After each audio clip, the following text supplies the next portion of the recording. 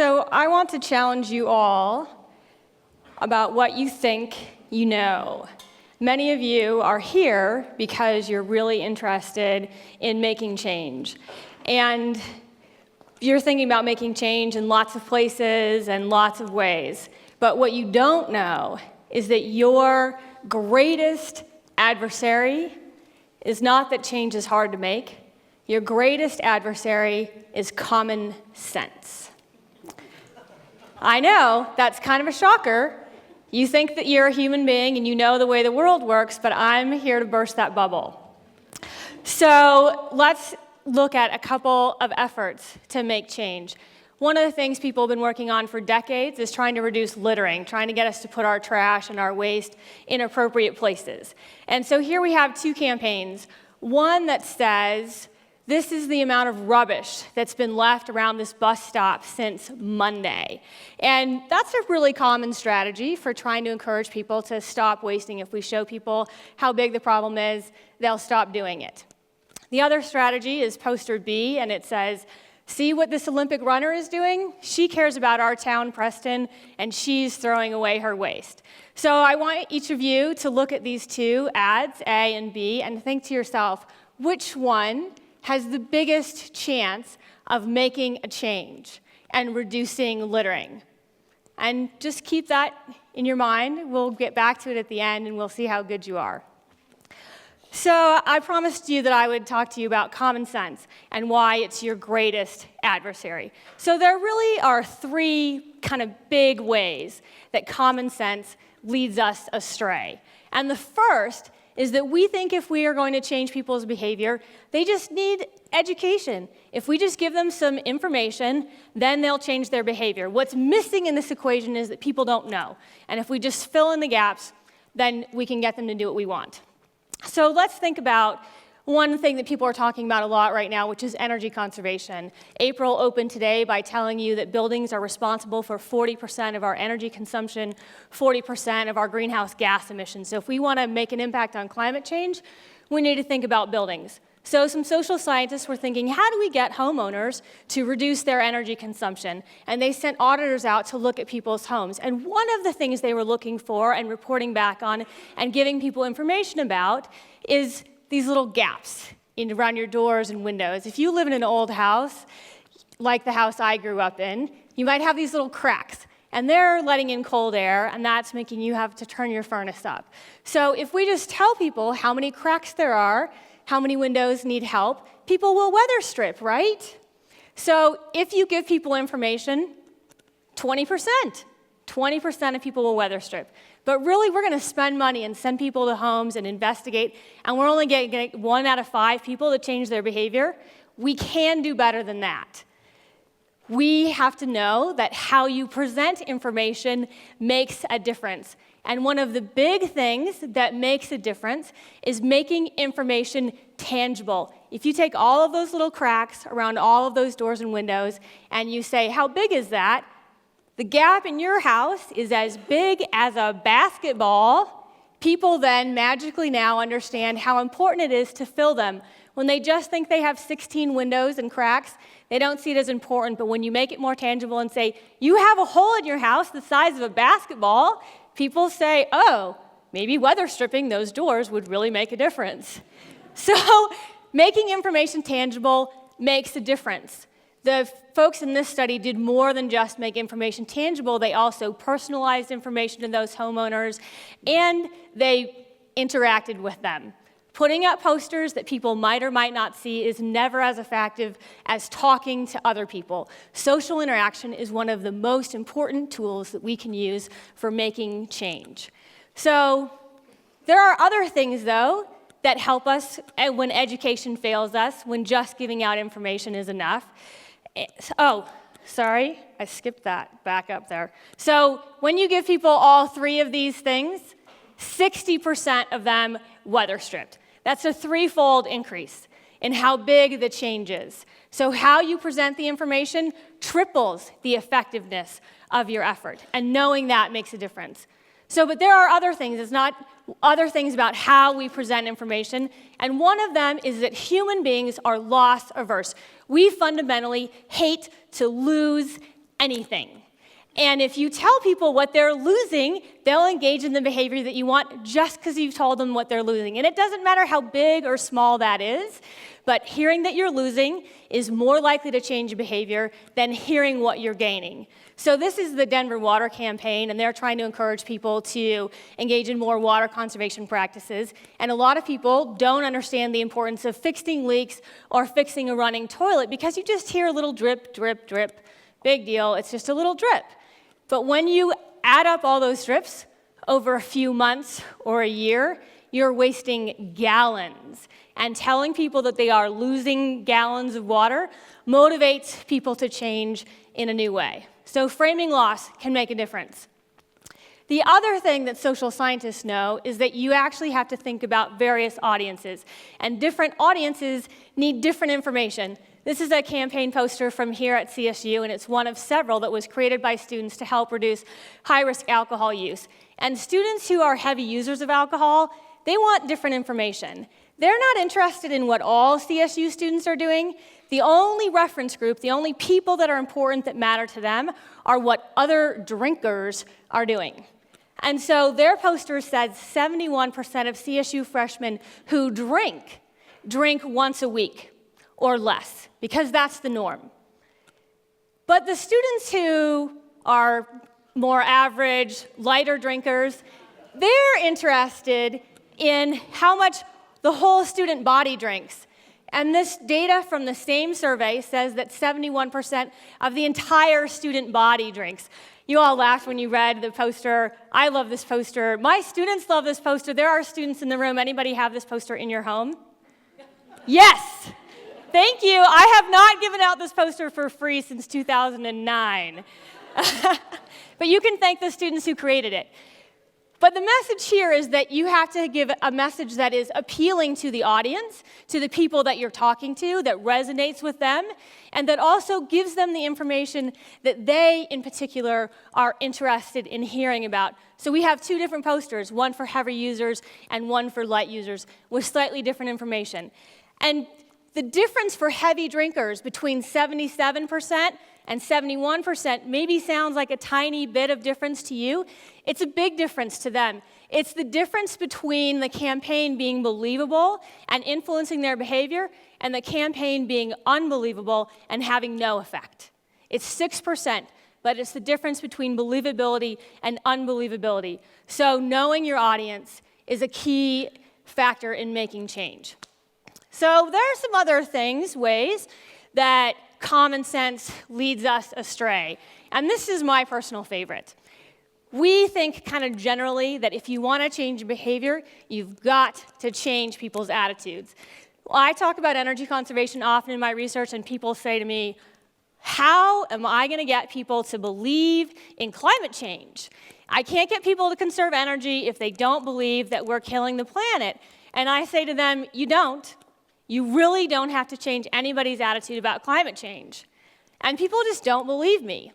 And to them I say, you don't have to change attitudes to change behavior. And people always say, then what do you do? If you don't change attitudes, what do you do? Well, let's start with what the environmental sociologists have found over and over again in dozens of studies. Attitudes follow behavior. If you survey people about whether their attitudes are pro-environmental or not, it will not predict whether or not they engage in conservation behaviors. It will not predict whether or not they conserve water. It will not predict whether or not they recycle. Attitudes follow behavior. They do not predict it. So stop trying to change it. When people engage in the behaviors you want, you'll be able to measure the attitudes you expect. But before that, you need to do something else. So how many of you were asked by your parents to turn off the light when you leave the room? Raise your hands. Turn off the light when you leave the rooms. Okay, this is an effective strategy. Almost everyone in the audience had their arm up. That's because your parents do know that setting expectations works. They just don't know that it works for all kinds of things, much bigger things than turning off the light in your room when you leave it. So don't change attitudes, set behavioral expectations. This is a poster of high school students at Rocky Mountain High School, little placards they put over the lights in all of the rooms in their high school, reminding teachers and students to turn off the lights, and that's what people do. When I interviewed people at this school, new teachers to that school said, I know that this school cares about energy conservation because I see this everywhere. It not only reminds me to engage in conservation behavior, but it also tells me that people in this place care about this issue. And that encourages me to think about it in my daily life. So if we're not going to change people's behavior by changing their attitude, how do we deal with a tough issue like climate change? So building green buildings like this one, convincing cities and school districts and other public organizations that they should adopt green building standards can be a highly politically contentious issue. And citizens say, let's not waste money on stuff that we don't need, that's not going to do any good. How do we deal with that? We don't deal with that by changing anybody's attitudes. We deal with it by understanding what people's underlying values are. What is it that people really care about? And this is a knowable thing. You can ask people and they will tell you what really matters to them. So the environmentalists care about green buildings for all of these reasons. They care about building green buildings foremost because they see it as saving the planet. They also care about it because they think green buildings produce better learning environments for students. They also care about building green buildings because they know that it saves resources like electricity and natural gas. And they care about it because, of course, doing all of those things saves money. But that's kind of secondary. There's a whole other set of people that identify specifically not as environmentalists. And they can buy into green buildings too. But we have to understand what their underlying value is. And their core value is frugality. And the value of frugality is just not wasting. We shouldn't waste money. We shouldn't waste people's time. We shouldn't waste natural resources. We should just eliminate waste. And this idea of conserving is what unites both of those two ends of the political spectrum that are so likely to be fighting with each other. If we sell green buildings because they are conservative, because they conserve our money, our time, our resources, and the resources can be money as well as environmental resources. If you sell it based on conservation, both sides, the left and the right, the environmentalists and the people who care about frugality will all buy in. But you must understand values, and that's a fundamentally different tactic than changing attitudes. So we have one more way that common sense tends to leave us astray. People think that they know what motivates them. Now, you all are human beings, and you think that because you're a human being, you're qualified to say what motivates you. You are wrong. I know, it makes you laugh. You actually don't know. It's kind of an insult to think I'm a human being and I can't be counted on to identify what motivates me. But social scientists know this to be true.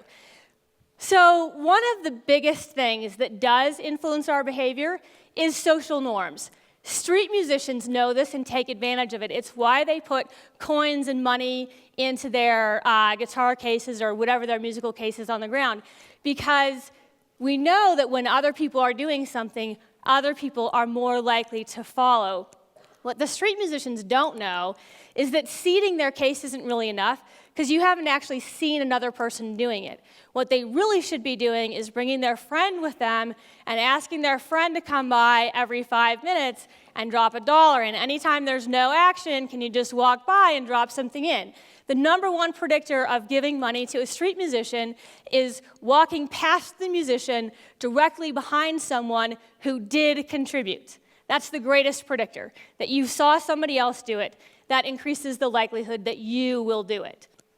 Now, unfortunately, social norms are a great motivator of behavior, and they are the most understood and underestimated by human beings. So how many of you have been to a hotel and have seen the wonderful message, please reuse your towel and help us save the environment?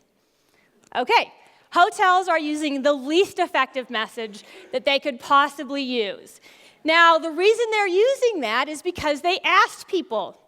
They said, which one of these messages will motivate you the most to change your behavior? And people said, if you ask me to protect the environment, that will work. And if you tell me that other people are doing it, I'm going to report, I don't think that's a very effective message. The sad news is that social scientists, especially psychologists, like to do experiments. And when you do an experiment and expose people to different messages, you discover that social norms have the biggest impact on behavior. If you tell people 75% of the people in this hotel room reused their towels, you will get the biggest bang for your buck. If you ask people to save the environment, you will be about half as effective as if you told people that other people are doing it. So not only are social norms really effective, but they're really underestimated. Not only do human beings not know what motivates them, they reverse the order of importance. So if you ask people, you will design a campaign around their priorities that is the least effective that it possibly can be. So let's go back to this one. How many of you thought A will be the most effective? Be honest, raise your hands. How many of you thought A? All right, now you know that you're wrong. How many of you thought B?